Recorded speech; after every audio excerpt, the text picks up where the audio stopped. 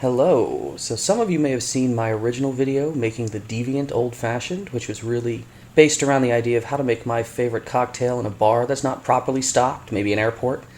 Well, a bartender friend of mine, who has an exceptional online course that you should all check out, she said, that's all well and fun, but how do you normally take it, like in your bar? Well, this is how. We're going to need a few things, namely a decent whiskey, maybe a Woodford Reserve is my favorite, Bullet or Knob Creek is great, I have makers here. Get our nice heavy bottom glass. Now remember, this is a cocktail that's not going to mask the taste of your liquor. There's no vermouth, we're not shaking it. Put away those giant ice stones if you like to use them. This isn't the Prohibition. All we're going to need is basic plain old ice bucket and bitters. That's really all this cocktail's about. It's about bringing out the flavor of your bourbon. Now, of course, Angostura bitters is the standard. Want to know what I use? Black walnut bitters. This is my signature move, and it's something I just can't do without.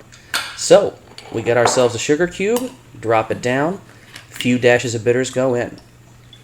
Now it's time to muddle, because remember, we're going to make a simple syrup here. A common question with a muddler, people say, well, what end's the right end? It's not a baseball bat, people. There's no right or wrong end. It actually has to do with the shape of your glass. Now this glass is a little bit rounded at the bottom, so I'm using the rounded end. A little dash of water here is all we need, very little water. Back in the day when this cocktail was popular, especially in the 50s and 60s, you would see a lot more water. Sometimes even club soda would be used. It's really not done anymore. I think it hides the bourbon way too much.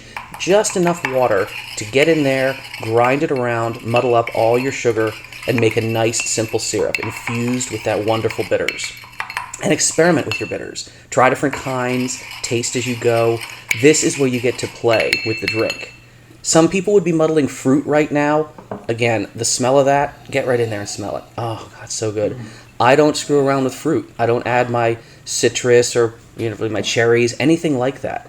For me, it's just about syruping the bitters and then adding in a good heavy measure of bourbon. You can do a single jigger, you could do a double jigger, but that's all it really comes down to. Get that simple syrup. If you want to have a little extra touch, get it around the glass. You're going to mix it up pretty good though anyway.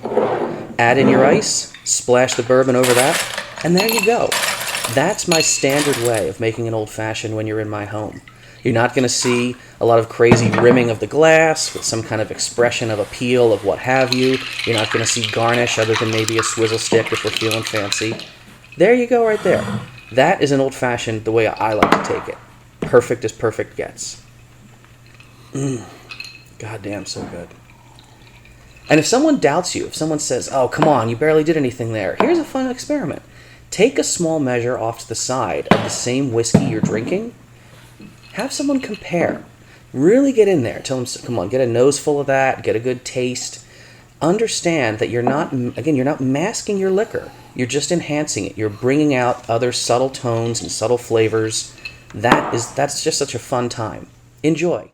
So the question that arises is, what about times when I'm traveling? I'm in a hotel or maybe at a badly stocked bar.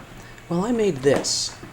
It looks like the Book of Common Prayer because that's what this case is for, but that's not what it contains. It has all the elements that I ever need. I've got my muddler, a nice measuring jigger. What's in this tube? Well, it's my sugar cubes, of course. Wine opener, just in case I'm picking up a bottle. And then the all-important bitters, Angostura, Peychaud's, and my beloved black walnut. And there we go. So how did I make this? Besides picking up the leather at the Catholic Supply, I roughed it out in cardboard, made a blueprint. We turned that into vector art at NextFab, and then did some rapid prototyping on chipboard. That was just to establish that the size and the shape was all correct. When that looked good, it was on to the Kydex plastic. Why did I choose Kydex? Well, I use it for a lot of other things like holsters and the like. But ultimately, this was just a shape to lay in the base, and those little holes became stitching points because I wanted to use nice heavy-duty elastic and I didn't feel like fabric gluing it down. I really wanted to sew that in a more permanent way. And there's the end result. All of about 10 minutes later with my friends at NextFab, I was whipping stitches. And there we have it. All the loops in exactly the right spots. Everything can travel with me easily. Everything just like I need it. So here's to hacker ingenuity. Cheers.